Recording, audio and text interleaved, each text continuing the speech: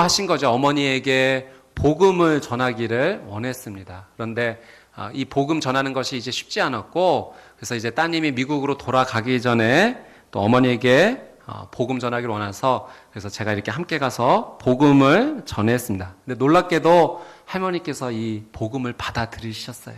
예수는 그리스도라는 사실을 믿으셨고, 마음으로 믿고 입으로 시인하는 놀라운 은혜가 있었습니다. 아주 그 따님의 오랜 기도 제목이었고, 미국에서 오시기도 전에도 열흘 동안 금식을 하셨다고 해요. 그래서 하나님께 은혜를 구했는데, 하나님께서 어머님의 인생의 그 마지막 때에 놀라운 은혜를 주셨던 것입니다.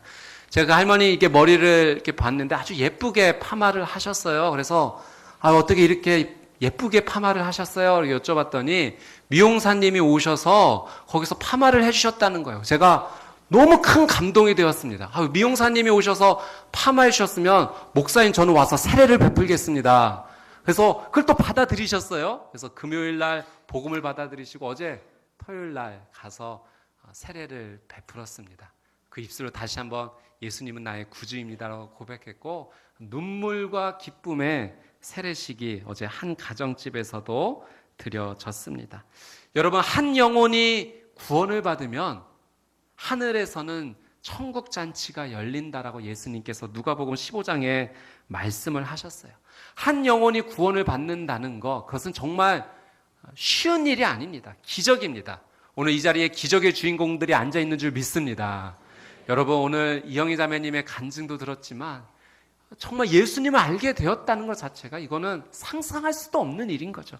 그런데 그 놀라운 기적이 일어났다는 거예요. 하나님께서 그 구원의 놀라운 기적을 이루시는 것에 무엇을 사용하는지 아십니까?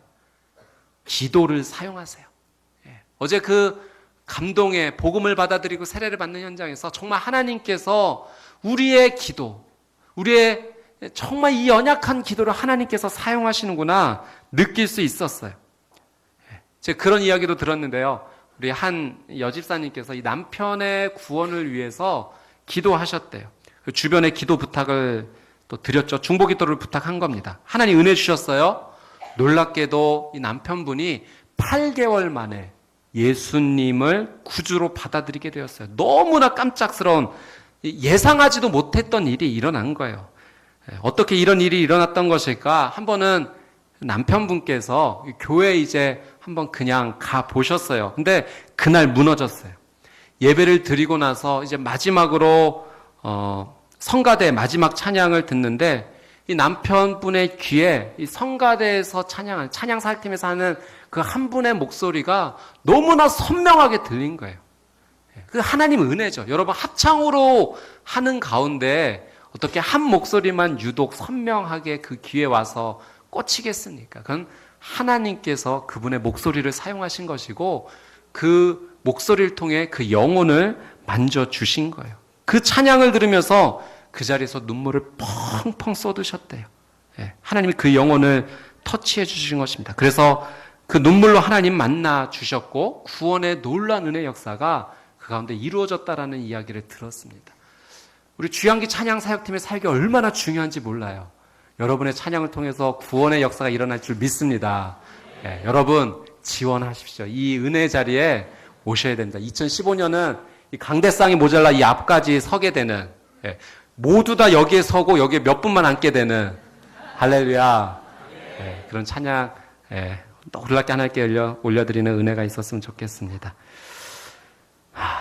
그 구원을 받은 그 남편분, 전까지는 하나님을 반대하는 삶을 살았는데요, 그날 이후로 하나님과의 친밀한 은혜를 가깝게 누리는 삶을 살게 되었고요. 부부가 구원을 받은 것뿐만 아니라 그 가문이 그때부터 하나님 은혜를 주셔서 하나님 믿는 가문이 되었어요.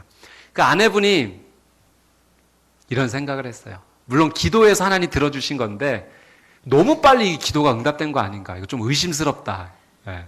어떻게 이런 일이 일어나게 된 걸까? 물론 나도 기도했고 중보기도도 부탁했지만 어떻게 기도한 지 1년도 안 돼서 정말 정반대의 위치에 서 있던 남편이 하나님께로 돌아오게 되었을까 궁금하셨대요. 근데 어느 날 그 궁금증이 풀렸다고 합니다.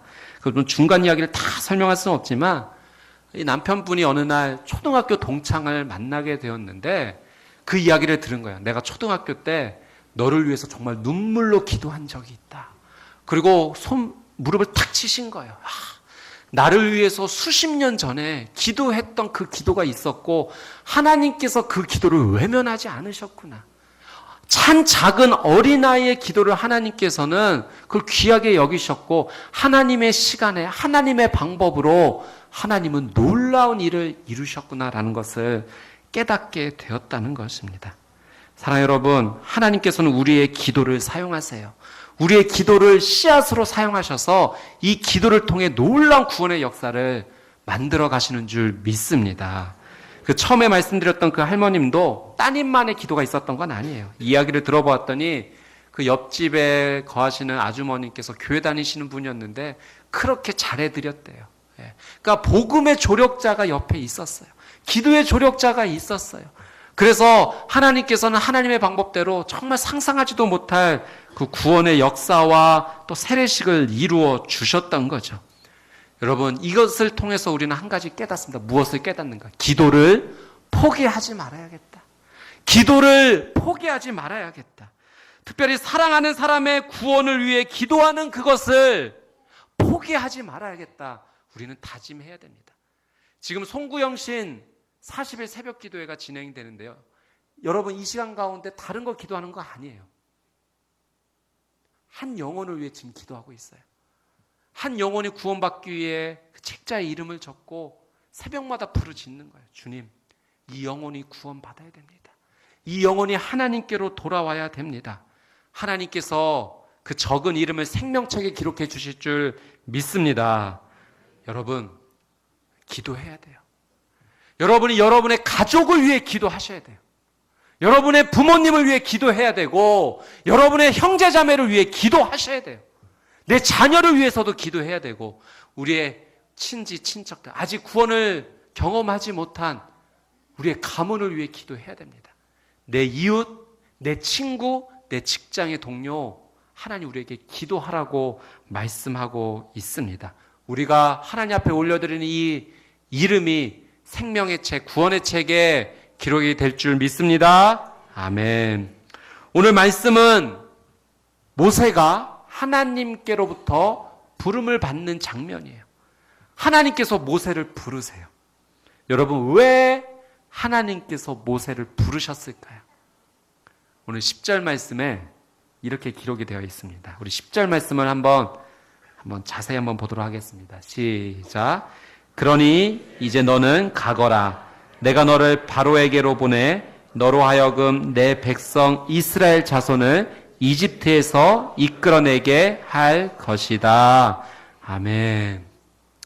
하나님께서 모세를 부르신 이유는 단 한 가지입니다. 모세로 하여금 이스라엘 백성을 이집트에서 인도해 내라는 그 사명을 주시기 위해 부르신 거예요.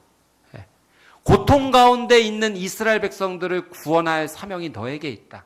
그래서 나는 너를 부른다 라고 하나님께서 말씀하신 것입니다. 오늘 이 10절 말씀 앞절에 4절 말씀도 한번 보도록 할게요. 4절 같이 한번 읽어보겠습니다. 시작. 여호와께서 모세가 자세히 보러 오는 것을 보시고 떨기나무 가운데서 모세야 모세야 하고 부르셨습니다. 그러자 모세는 제가 여기 있습니다 하고 대답했습니다. 모세가 양을 치다가 아주 특별한 광경을 보게 된 거예요. 어떤 광경입니까? 떨기나무에 불이 붙어 있는데 그 불이 그 떨기나무를 소멸하지 않는, 불은 붙었지만 타지 않는 그런 이제까지 보지 못한 장면을 보게 됩니다. 그리고 그것을 자세히 보러 갔다가 음성을 듣게 되죠. 자신의 이름을 부르는 음성을 듣게 되는 거예요. 모세야! 모세야! 부르시는 하나님의 음성을 모세가 듣게 됩니다. 사랑하는 여러분, 오늘 이 말씀 통해서 우리가 분명히 깨달을 수 있는 한 가지가 있어요. 그것은 하나님께서 우리에게 사명을 맡겨주신다는 거예요. 우리의 삶 가운데 하나님께서 사명을 주십니다. 그 사람이 해야 하는 일을 맡겨주시는 거예요. 여러분, 하나님께서 우리에게 일을 맡겨주실 때는요, 한 가지 중요한 특징이 있어요. 내가 감당할 만한 일만 하나님은 주십니다. 감당하지 못할 일은 주시지 않으세요. 그럼 바꿔 얘기하면 지금 내가 하나님께도 받은 사명이 있다. 내가 해야 될 일이 있다. 여러분, 그거는 내가 충분히 감당할 수 있기에 하나님께서 주신 것입니다. 부끄러운 이야기지만 제가 예전에 교회에서 사역을 한 가지 맡았을 때 정말 하기 싫었던 사역이 있었어요. 늘 생각 가운데 어떤 생각이 있었냐면 어떻게 하면 빨리 이 사역을 벗어날 수 있을까? 그 생각이 항상 자리 잡고 있었어요. 그 사역이 월요일 날 저녁에 특별히 좀 진행이 되었습니다. 저녁 6시부터 밤 11시까지 진행이 되어 감당해야 되는 일이었는데 그 월요일은 그 교역자, 특별히 목사는 휴식일이죠. 근데 그 휴식일을 반납하고 그 사역을 맡는다는 것이 부담스러웠어요. 그 월요일 사역의 핵심이 뭐였는가? 예배였습니다. 기도였어요. 지금 생각해 보니까 목사가 예배를 빨리 벗어나고 싶다, 기도를 빨리 벗어나고 싶다, 참 부끄러워요. 여러분이 이해가 됩니다. 나도 그런 시절을 경험했기에 충분히 그럴 수 있다라는 생각이 이해가 됩니다. 그런데요, 제가 그 벗어나고 싶었던 그 사역 통해서요, 놀라운 일이 한 가지 일어났어요. 그것은 하나님께서 저를 회복시키셨다는 거예요. 제가요, 그 월요일 날 어떤 일을 하게 돼서, 물론 그것도 부담스러웠지만 그것만은 아니었어요. 사실 돌이켜보면 굉장히 깊은 영적 침체가 있었어요. 바닥까지 내려왔던 영적 침체가 원인이었던 거예요. 그 원인 때문에 예배의 자리, 기도의 자리로 나가는 것이 싫었던 거예요. 근데 하나님 그 일을 도망가지 못하게 저에게 맡겨주신 거예요. 어쩔 수 없이 예배하고, 어쩔 수 없이 기도하고, 어쩔 수 없이 말씀 앞에 나가야 됐던 그 시간이요, 처음에는 싫고 힘들었는데 여러분, 제가 그 시간을 통해서 점점 회복이 되더라고요. 나의 깊었던 영적 침체가 다시 한번 자유가 찾아오고 해방이 찾아오고, 그 말씀을 통해, 기도의 삶을 통해서 내 영혼이 다시 한번 새 힘을 얻는 그런 놀라운 은혜를 경험하게 되었습니다. 그리고 깨달았어요. 하나님께서 맡기시는 사명은 나를 죽이시려고 맡기시는 사명이 아니라 나를 살리시기 위해 맡기시는 사명이구나. 하나님은 나를 정말로 사랑하시는구나. 내가 감당할 수 있는 것만을 내게 맡기시는구나 알게 되었어요. 사랑하는 여러분, 혹시 하나님께서 여러분에게 어떤 사명을 맡기실 때, 특별히 예배의 사명과 기도의 사명과 찬양의 사명을 맡기실 때 여러분 머뭇거리지 마세요. 그 길이 내가 살 수 있는 길이에요. 그 길을 통해 내 영혼이 회복이 될 거예요. 이 사명을 감당하는 저와 여러분이 되시기를 주님의 이름으로 축복합니다. 교회 공동체에서 어떤 일을 맡게 된다는 것, 여러분 그거 쉬운 일 아니죠. 저도 압니다. 어려운 일입니다. 저도 힘들어하는 일이 있어요. 그러나 분명히 말할 수 있는 것은 하나님이 일하라고 부르신 거 아니라는 거예요. 왜 부르셨는가? 기도하라고 부르신 거예요. 그 자리에서 기도하라. 그것이 하나님께서 나에게 주신 사명인 거죠. 엎드리라고 부르신 거예요. 나를 회복하게 하시기 위해서 부르신 거예요. 여러분, 우리가 만약 일은 하는데 기도는 하지 않는다면 그것은 명백합니다. 소진될 거예요. 탈진될 거예요. 번아웃 될 거예요. 모두 다 불타 없어져 버릴 것입니다. 그러나 하나님의 부르신 자리에 우리가 먼저 무릎을 꿇고 기도하기 시작하면 소진되지 않을 거예요. 불타 없어지지 않을 거예요. 하나님 공급해 주시는 힘으로 그 은혜를 누려 우리는 감당하게 될 것입니다. 하나님께서 모세를 부르셨죠. 모세야, 모세야 부르셨죠. 지금 동일하게 평택 온누리교회를 향해서 하나님 부르고 계신 거예요. 평택 온누리야, 평택 온누리야, 하나님께서 지금 부르고 계신 것입니다. 왜 부르실까요? 다른 이유 아니에요. 기도하라고 부르시는 거예요.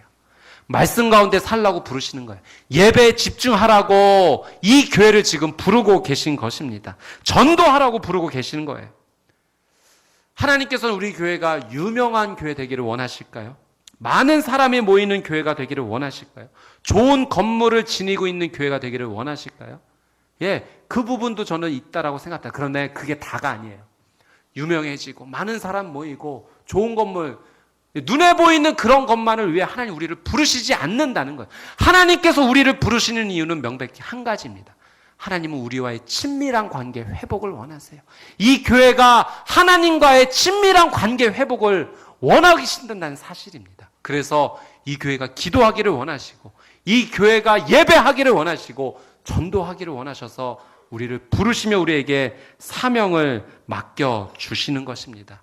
저는 이 하나님 주신 사명을 감당하기를 원해요. 저와 여러분이 이 교회가 기도의 사명과 예배의 사명과 전도의 사명을 감당하는 거룩한 교회가 되기를 주님의 이름으로 축복합니다. 아멘. 처음에 말씀드렸던 그 한 할머님의 구원을 받아들인 이 세례식이요. 여러분, 저는 이 사건이 어떻게 와닿냐면 저와 우리 교회에 주시는 하나님의 거룩한 사인이라고 받아들였습니다. 앞으로 이런 일이 평택 온누리 교회를 통해서 일어나게 될 것이다 보여주시는 하나의 중요한 믿음의 표시라고 저는 받아들였어요. 여러분, 준비해야 돼요. 준비하지 않으면 하나님께서 보여주실 이 사역, 이 사명 감당하지 못할 거예요. 예수님께서 말씀해 주신 신랑을 기다리는 그 처녀의 비유를 말씀해 주지 않으셨습니까? 지혜롭게 신랑을 기다리며 등불에 기름을 준비하는 자는 기쁨으로 예수님을 맞이할 거예요.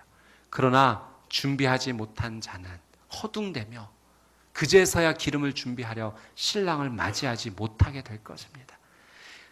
저는 2015년에 하나님께서 이 교회를 통해서 이 교회를 사용하셔서 복음의 도구로, 기도의 도구로, 예배의 도구로 사용해 주실 것을 진실로 믿습니다.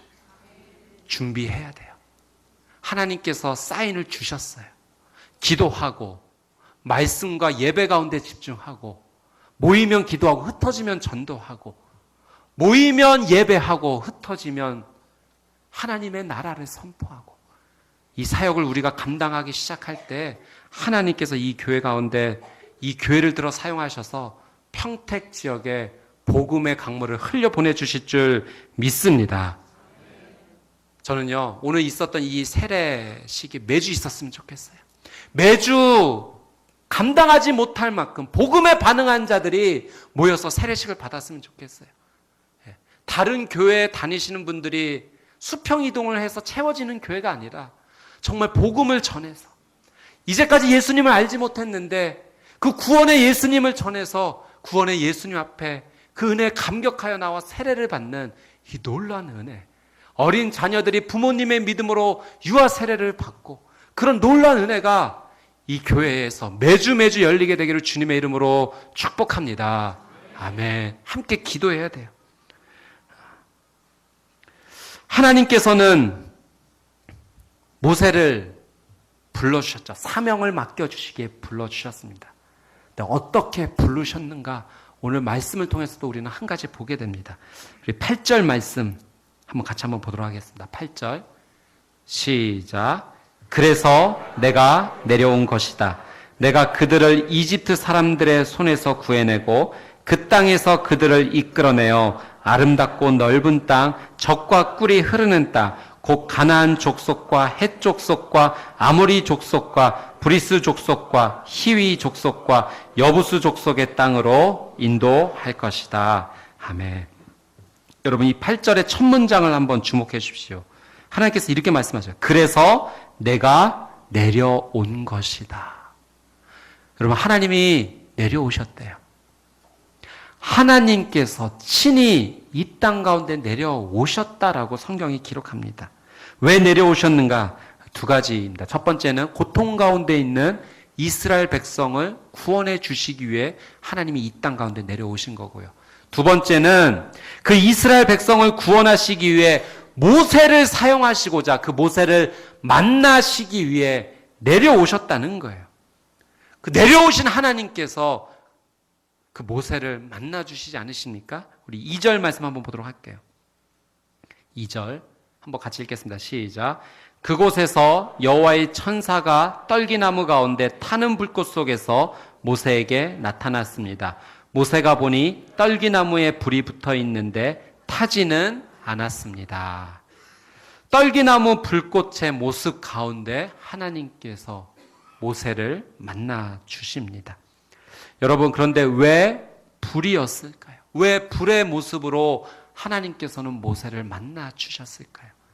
여러분, 성경에서 의미하는 불은 한 두 가지 정도 의미가 있습니다. 첫 번째는 이 불에는요, 더러운 곳을 태워서 깨끗하게 하는 의미가 담겨 있어요.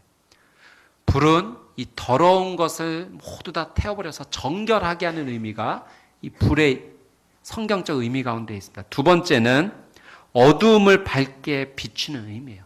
불이 타오르면서 그 빛을 내기 때문에 어두움을 몰아내는 그 빛의 역할을 불이 하는 거죠.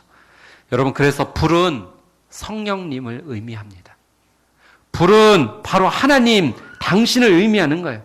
오순절 마가다락방 가운데 하나님께서 불에 갈라지는 혀의 모습으로 은혜를 주시지 않으셨습니까? 그 불로 임하신 성령님께서 그들로 하여금 회개하게 하셨고 용서하게 하셨으며 그들로 하여금 하나님의 빛을 경험하게 함으로 말미암아 거룩한 하나님의 복음 전도자로서 쓰임받게 되는 그 놀라운 은혜 역사가 오순절 마가다락방 가운데 있었던 거예요. 오늘 모세는 그래서 그 불 가운데 하나님을 지금 보고 있는 거예요. 만나고 있는 거예요. 경험하고 있는 것입니다. 떨기나무 가운데 불이 붙었지만 타지 않는 특별한 불이었죠. 불로 임하신 하나님을 경험한 이 모세. 여러분, 모세는 성령 충만을 경험한 거예요. 그가 하나님께 쓰임 받은 비결이요, 그가 하나님과 함께 동행했다는 거예요. 성령님 주시는 그 은혜 가운데 자신은 할 수 없지만 하나님 하신 그 놀라운 은혜대로 쓰임을 받은 것입니다. 여러분, 우리도 하나님께 쓰임 받기를 원한다면 그냥 무작정 나아가서는 안 돼요. 준비되지 않고서 나간다면 우리는 백전백패하고 말게 될 것입니다. 여러분, 하나님께 정말로 쓰임 받는 자가 되기를 원한다면 성령 충만을 받아야 돼요. 성령님 내려주시는 그 불을 경험해야 합니다. 그 불을 보아야 되고 만져야 되고 경험해야 돼요. 성령님 주시는 그 은혜를 공급받지 않고서 우리가 어떻게 하나님의 일을 감당할 수 있겠습니까? 공급되어지는 에너지가 없는데 여러분, 공급이 없으면 곧 소진되고 탈진되는 겁니다. 하나님께서 내려오셨어요. 왜요? 바로 당신을 만나기 위해서. 여러분, 창조주이신 그분이 피조물을 만나기 위해 이 땅에 내려오셨다는 것은 정말 어마어마한 사건이에요. 이거는 어떤 걸로도 표현하기 어려운, 형용하기 어려운 아주 놀라운 사건입니다. 더 놀라운 사실은 그분이 우리를 만나 주시기 위해 내려오셨을 뿐만 아니라 그분이 내 안에 거하기를 원하신다는 사실이죠. 거하실 뿐만 아니라 내 인생의 중심이 되기를 그분은 원하세요. 하나님은 나와 가까이 거하기를 원하세요. 친밀히 거하기를 원하세요. 하나가 되기를 원하십니다. 그래서 여러분, 우리는 이런 고백하는 거예요. 나는 할 수 없지만 성령님은 하실 수 있으십니다. 나는 불가능하지만 성령님은 가능하십니다. 여러분, 안 된다라고 말하지 마세요. 불가능하다고 말씀하지 마세요. 그건 성령님을 근심하게 하는 말이에요. 성령님을 무시하는 말이에요. 나는 할 수 없지만 하나님은 하실 수 있어요. 나는 불가능하지만 주님은 가능하십니다. 이 믿음의 고백이 가득한 저와 여러분이 되기를 주님의 이름으로 축복합니다. 문제 앞에서 근심과 걱정과 염려로 가만히 있고 또 울고 있지만 말아야 됩니다. 우리는 기도해야 돼요. 하나님의 도우심을 구해야 됩니다. 그리고 내가 할 수 있는 최선을 다해야 돼요. 그러면 나머지는 성령님께서 열어주실 거예요. 하나님, 내가 할 수 있는 것까지 나는 최선을 다했고 이제는 하나님께서 일하실 차례입니다. 주님께 맡겨드립니다. 여러분, 근데 삶의 자리에서 그렇게 분명히 했음에도 불구하고 실패를 맛볼 때가 있지 않습니까? 정말 나는 내가 할 수 있는 최선을 다했고 하나님을 조금도 의심하지 않고 주님을 의지해서 성령님께서 그 길을 열어주시기를 원했는데 여전히 열리지 않는 때를 우리는 보게 돼요. 여러분, 실패인가요? 아니에요. 여러분, 내가 최선을 다했고 또 하나님을 전적으로 의뢰하고 성령님 일하실 것을 전적으로 맡겼음에도 불구하고 아직도 그 문이 열리지 않았다면 그건 일종의 사인이에요. 더 큰 은혜를 준비해 주신 하나님의 은혜가 있다는 건 사실이에요. 그래서 우리는 실망할 필요 없어요.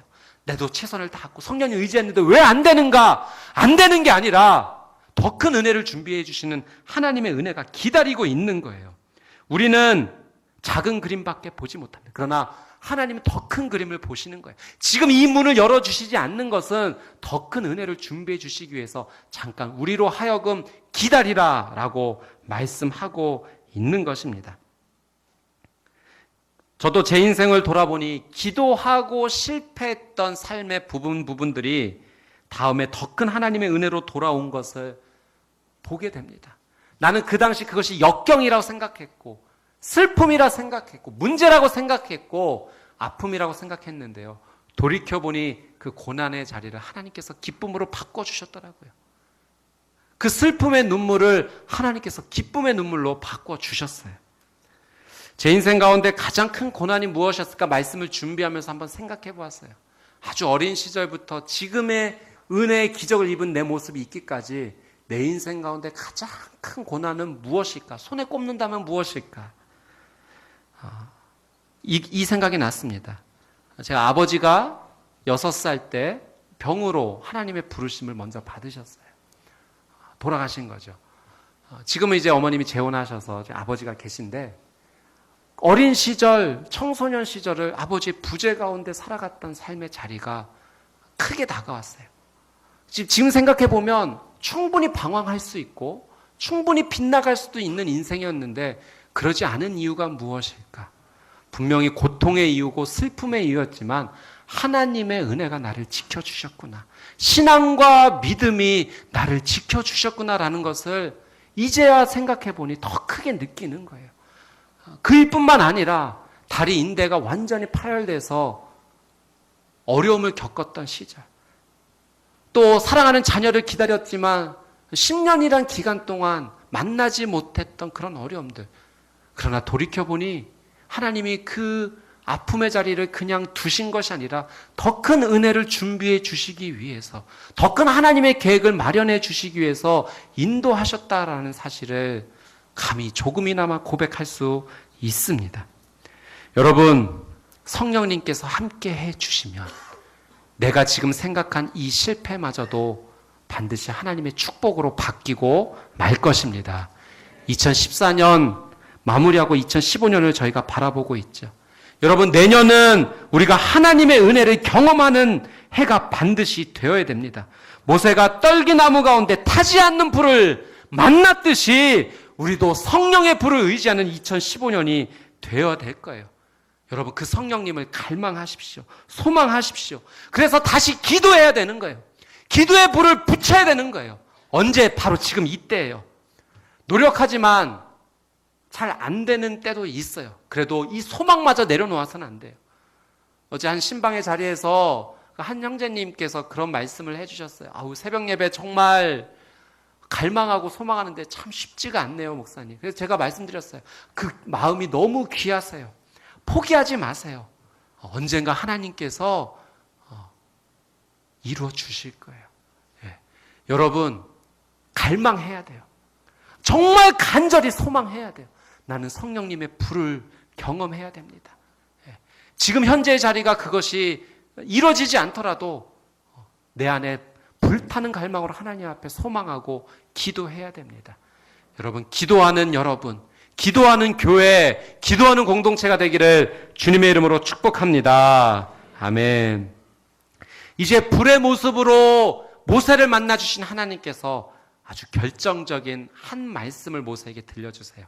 우리 5절 말씀 같이 한번 보겠습니다. 5절 함께 읽겠습니다. 시작. 하나님께서 더 이상 가까이 다가오지 마라. 내가 서 있는 곳은 거룩한 땅이니 내 발에서 내 신을 벗어라 라고 말씀하셨습니다. 하나님께서 두 가지 말씀하시죠. 지금 내가 서 있는 곳은 어떤 땅이다?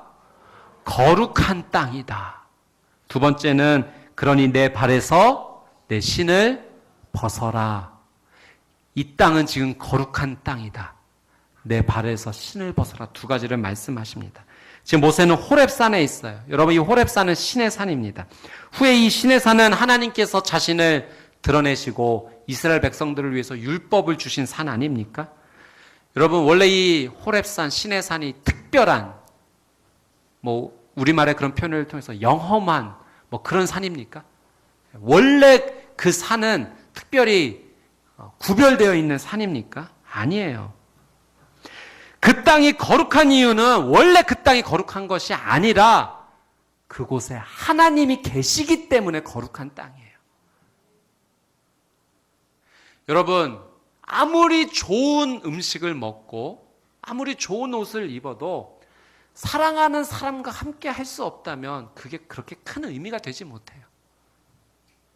조금 좋은 옷 입지 못하더라도, 아주 좋은 음식 먹지 못하더라도 지금 내 옆에 사랑하는 사람과 함께 있다는 것이 더 큰 의미 아니겠습니까? 마찬가지예요. 그 땅이 원래 거룩한 땅이 아니라 그 땅에 하나님께서 함께 해 주시기 때문에 그 땅이 거룩한 땅이 되는 것입니다. 여러분에게 거룩한 땅은 어디입니까? 여러분, 원래 호렙이라고 하는 이 말은요, 폐허라는 뜻이에요. 폐허의 땅입니다. 사람들이 이야기할 때 이 땅은 망가진 땅이라고 말한 거예요. 죽음의 땅이라고 말한 거예요. 여러분, 내 삶 가운데 폐허라고 생각되어지는 삶의 영역이 있죠. 어떤 분은 우리의 가정이 폐허라고 생각하실 거예요. 어떤 분은 내 직장이 폐허라고 생각하시는 분도 계시겠죠. 어떤 분은 내 인생 자체가 초토화되었고 죽음의 땅이 되었고 폐허가 되었다라고 생각하시는 분도 있을 것입니다. 여러분, 세상이 아무리 내가 사는 삶의 영역을 폐허라고 말해도요, 다시는 생명의 꽃이 피어나지 못할 죽음의 땅이라고 말해도요, 그 땅이 하나님이 임재하시면 거룩한 땅이 될 줄 믿습니다. 폐허라고 생각했던 내 삶의 영역이요, 하나님의 임재가 머무는 순간 생명을 꽃피우는 땅이 될 거예요. 여러분, 축복합니다. 당신의 삶이, 당신의 가정이, 당신의 직장이, 당신의 그 모든 삶의 영역에 하나님의 임재로 말미암아 죽음의 땅이 아닌 생명의 땅이 되기를 주님의 이름으로 축복합니다.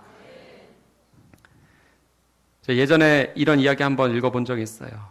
유명한 화가 피카소의 미공개 작품 한 점이 런던의 한 경매장에서 경매가 되었는데요, 우리 돈으로 293억에 팔렸습니다. 그 조형물의 이름이 황소머리예요. 사진 한번 보여주시겠어요? 황소머리. 이게 피카소의 작품입니다. 1943년 어느 날 길을 가던 피카소가 우연히 버려진 자전거 한 대를 발견해요. 그래서 그 자전거에서 안장과 핸들을 떼어낸 후에 그 안장에다가 핸들을 거꾸로 붙이고는 이제부터 이거는 황소머리야 라고 한 거예요. 그게 끝입니다. 자전거 안장에다가 핸들을 붙이고 황소머리. 여러분, 쓰레기장으로 향하던 고철덩어리였어요. 그런데 피카소의 손에 들려 그저 안장과 핸들만 붙였을 뿐인데 하나님, 이것이 놀랍게 상상할 수 없는 가격이 매겨진 위대한 작품으로 다시 태어나게 됐어요. 여러분, 누군가 내 삶을 쓰레기 같다 말할지도 몰라요. 이제는 안 된다라고 이야기할 수도 있어요. 이제는 포기하라라고 말하도 하겠죠. 끝이다. 이제 더 이상 길이 없다. 그만 포기하라라고 말할 수 있어요. 고철덩어리 하나도 유명한 화가와 조각가의 손에 들리면 엄청난 작품으로 태어나는데, 여러분, 쓰레기 같고 죽음의 땅 같던 내 인생이 하나님의 손에 들려지면 무엇으로 변하겠습니까? 여러분, 무엇이 거룩한 땅이 되어야 되나요? 하나님은 모세에게 말씀하신 거예요. 내가 임재한 이 땅이 거룩한 땅이다. 여러분에게도 말씀하세요. 내가 너의 삶 가운데 함께하고 싶다. 내가 너의 인생 가운데 함께하고 싶다.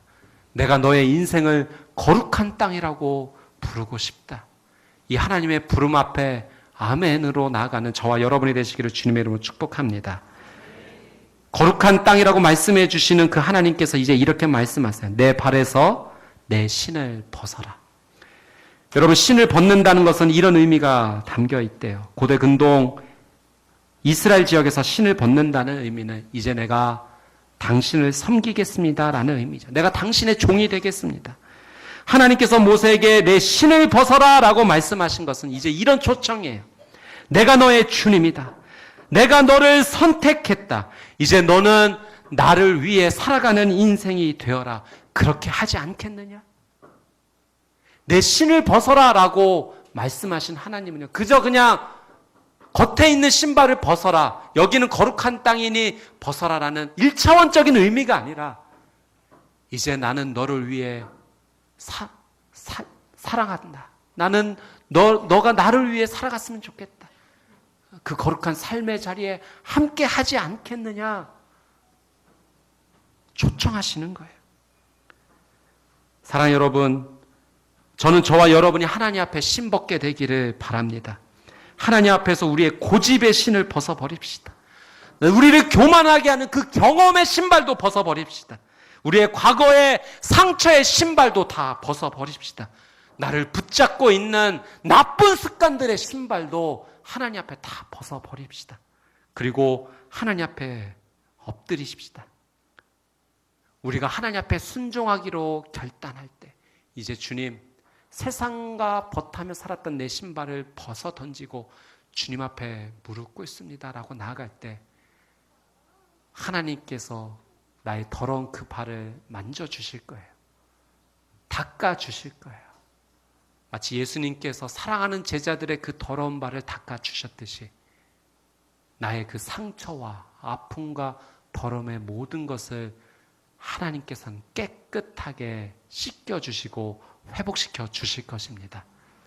여러분, 신발을 벗는다는 것, 그것은 예배자가 되겠다는 결단이에요. 하나님 한 분만으로 살아가겠다는 결단이에요.